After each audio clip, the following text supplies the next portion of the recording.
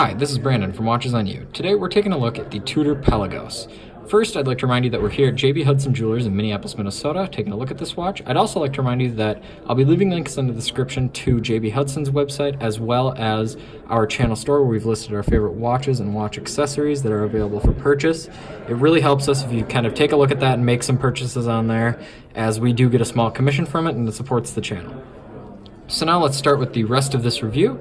So as I said, this is the Tudor Pelagos. Now, this is the older Tudor Pelagos, the original version with the ETA-based movement. So I'll be pointing out the differences between the newer version and then this, the ETA-based version throughout this review. So before I forget, this watch is available on sale here at JB Hudson for $3,350. And I think that that's actually a fairly good deal considering the quality that you get with this watch, and I'll be pointing that out throughout this review. I'll try to be as unbiased as possible, though, just in that regard. So now the main difference between this and then the newer Tudor Pelagos is the movement. There are some very slight case differences, and then of course the dial on the newer version has 4 lines as opposed to this one, which only has 2 lines of text. So that's not really that big of a difference. I actually prefer the 2-line just because it kind of cleans up the dial a little bit. It almost looks like on the new one you have like a paragraph of text on there, and it's a little bit ridiculous. But with regards to the movement, the ETA version has a high-end 2824 ETA movement. So when I say high-end, it is much more accurate than some of the lower-end versions of the 2824 movement, in that this watch has been known to run within chronometer settings. I just read on Watch You Seek there are multiple people reporting less than 1 second per day in deviation with the original just ETA non-chronometer movement. The the new version of this watch has a chronometer movement. It's in-house, COC certified, and the main difference that does actually, and this actually matters to me, is on the new version, it has a 70-hour power reserve on the movement, whereas this only has a 38-hour power reserve. So keep that in mind if you're deciding between the two. I mean, if you have a watch winder, it probably isn't that big of a deal for you because it'll always be wound. But if you tend to travel a lot with multiple watches, or you have limited space in your watch winder, or don't have a watch winder, it's probably better for you to go with the chronometer version. So additionally, one thing to keep in mind though is with regards to collectability, if you're planning on keeping this watch for decades and decades, not right away by any means, it would be my speculation that the original ETA-based version would be more valuable just because it's the original version of the Tudor Pelagos. So I would keep that in mind. Just kind of going back, you look at some Rolexes and similar situations have arose where you have the original version isn't as good as the newer version, but the original version is still worth more money because it's older. So keep that in mind. I'll move on to kind of the case details of this watch. So this watch is completely made out of titanium, and all the finishing is either brushed or sandblasted, and the sandblasted is kind of minimal. I'm just talking about like underneath the clasp here. You can see it's got a sandblasted finish, but the vast majority of this watch's case is brushed, and it is completely titanium. And the thing that's actually kind of interesting about this is this watch isn't that light, even though it's made of titanium. A lot of titanium watches are very, very light when you feel them, and this is not one of them, probably because of its kind of bulky size. I mean, it's 42 millimeters in diameter, which is a little bit, by modern standards, that's kind of average for a dive watch, but by classic standards, that's large for a dive watch.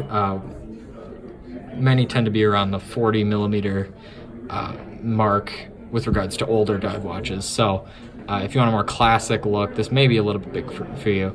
But overall, I think the case finishing is fantastic. It's definitely at the same level as a Rolex, but again, it doesn't really vary. You don't get there's no polishing on the finishing, and that may be a symptom of the fact that this watch is titanium, which is much harder to finish than a stainless steel, so that's probably why they chose to do that. Also, it gives the watch a little bit more of a utilitarian look to it. So again, I think the finishing is fantastic. The bracelet feels great, and I'll try it on for a wrist shot later, but as you can see, I mean, it really has held up over time. And this is a pre-owned watch, so you can see it has very few scratches on it, and where it does have tiny scratches, they're fairly not noticeable. And so that's something to keep in mind. So with regards to the bezel, now the bezel on this watch is a little bit different than the other watches made by Tudor and Rolex in that it has a 60 click bezel.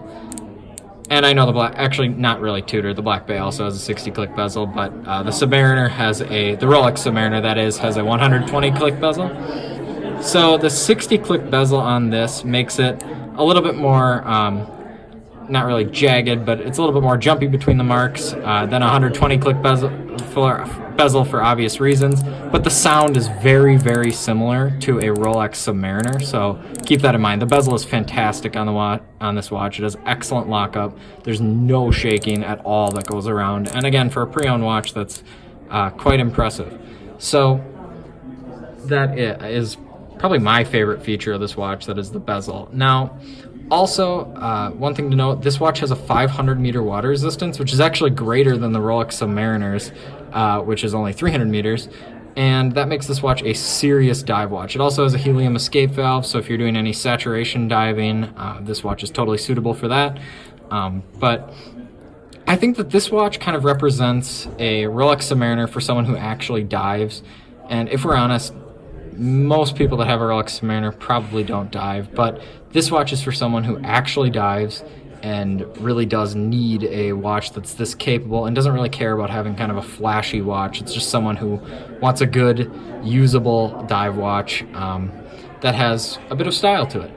So now I'll try this watch on for a wrist shot, but before I do, I'll go over the clasp a little bit. So this clasp is much more complicated than those kind of made by Rolex and seen on their Submariners, in that it has a nice micro adjust feature to it, as you can see in here, and that allows the watch to extend, and I will pop that out here so you can actually see that. So you can drag the bracelet along this and it'll fit, so you can fit it nicely to your wrist. This watch also does have a diver's extension, which is very high quality. It's not quite as high quality as the Rolex Submariners in my opinion, but it'll definitely do. It's much better than anything in its competitors, so keep that in mind. So now I will try this watch on for a wrist shot. So as you can see, I'm readjusting the micro adjust here. And this watch is very easy to put on and take off. I really like the how they incorporated this little safety latch here, just like on a Submariner, and that keeps the watch securely on your wrist, which is really important for diving. So as you can see, the 42mm case size on this watch does make it look a little bit bigger than like a Submariner or a Black Bay would, but I think that it would look fine on most people's wrist. I have about a 6.5 inch wrist in circumference, which is average pretty much, or slightly above average maybe, but I think it looks good. So if you like this video, please remember to subscribe and share. Thank you.